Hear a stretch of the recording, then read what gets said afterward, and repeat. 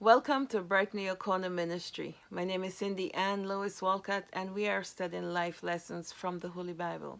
You don't have to be religious, these lessons are for holistic living.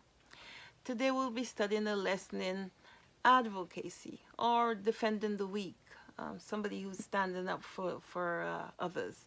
We will be studying this lesson with Moses, and we are going to be studying this lesson in the book of Exodus, chapter 2, verses 16 and 17.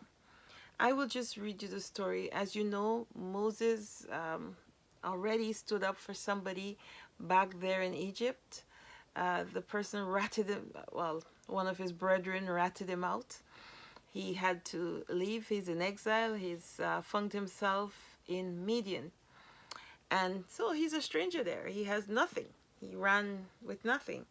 And he's sitting by a well, and he found himself in the role of advocating or defending the vulnerable again. So let me just read you what happened. Now the priests of Midian, Exodus chapter 2 and verse 16. Now the priests of Midian had 7 daughters, and they came and drew water and filled the trough to water their father's flock. And the shepherds came and drove them away. But Moses stood up for them and helped them and watered their flock. And when they came to Reuel, their dad, he said, "How is it that you are come so soon today?" And they said, "An Egyptian delivered us out of the hand of the shepherds, and also drew water enough for us and watered our flock."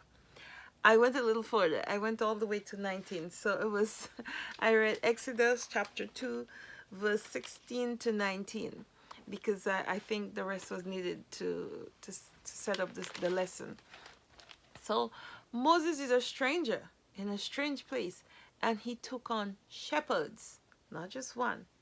He's still standing up for the vulnerable. He's standing up for the weak. And I like how his role's been set up here. He stood up for one of his brethren, so it was, an intimate, like maybe almost a blood relative back there. But now he's a stranger in a strange land, defending strange people against strange people. He doesn't know any of them. And in fact, so technically he's taking on maybe a village, a nation, a community, because he's defending these girls against a group of men. And he not only defended them, he helped them get the water there, water their flock, and send them on their way. In this lesson, we're seeing here we have no excuses. We are to help the weak and vulnerable. And there is no excuse now based on this lesson. I know we've done helping, defending the weak and the vulnerable before, but this time we're looking at it from a different angle. He is defending strangers, but he knows their situation. They're vulnerable. They're being taken advantage of by these shepherds. They had the water in the trough. The shepherds came, chased them away. And it looks like it's something that happens often, because now their dad is surprised that they're home so early. So maybe they usually have to wait maybe until all the shepherds water their flock. And then in the end, if there's water, they water their flock. And that, maybe it would take hours. So now this Egyptian, this stranger, he's not really an Egyptian, but that's, I guess, based on his dress, that's what they were seeing. This stranger is now defending them against their own people. And the stranger is defending them not against one person, but against many. So what has to be done has to be done. We did many, many, many lessons leading up to this one. And I like the fact here now that he's defending a total stranger and he's in a totally strange place. He has nobody to support or to help him out. If they all ganged up on him, he had nobody. So we don't have any excuses now for helping out the vulnerable or defending the weak, because we're seeing this lesson here in the Bible.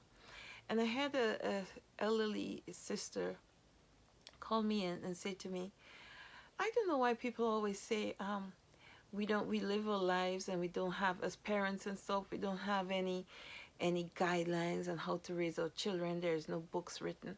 And she said, everything's in the Bible. There isn't, the Bible gives us lessons after lessons after lessons on how to raise our children. So she said to me, I want you to let people know, especially Christians, that we have to stop saying that there is no guideline on how to raise your children. Or we don't have a manual on raising children, so we raise them by A. We don't do that. We have a guideline. We have a guideline in the Bible and we're seeing it here. Now we're in advocacy. We're in the realm of defending the weak, standing up for the weak, and even in a strange land. Whenever you see something's wrong, something's going wrong, speak up, no matter the consequences. You may have to do it covertly, that's all right, as long as you take action to make sure this thing is going to stop. You may not be as bold as Moses here and, go up against a few shepherds, but whatever you have to do to make sure this thing will stop, that people will stop being treated less than human, disrespectful, uh, vulnerable people are being taken advantage of. Even these are young girls, these are girls, but sometimes we have the same situation happening with seniors. We would see people taking advantage of seniors or, mentally challenged people. You see, I remember growing up, there was, people that were ticklish, and just everybody would be just poking at them and have them going crazy because they couldn't stand it. And many times I had to speak up. And as a Seventh-day Adventist, we often do this. We know, we call it when we see it. When it's wrong, we say it's wrong. And I want people out there to start adopting this attitude of looking out for each other and speaking up for each other and defending the vulnerable. I hope this lesson is you're going to take it to heart. It is a serious one because in this world today, we have lots of people that need our help. And you have the strength to help somebody else. You have your voice. You have a friend. There are many, many ways. But if you still fear speaking up or taking action on behalf of somebody else, talk to God about it, and He'll direct your path. To have a wonderful day. Bye-bye now. Oh, remember to like, share, and subscribe. Bye-bye.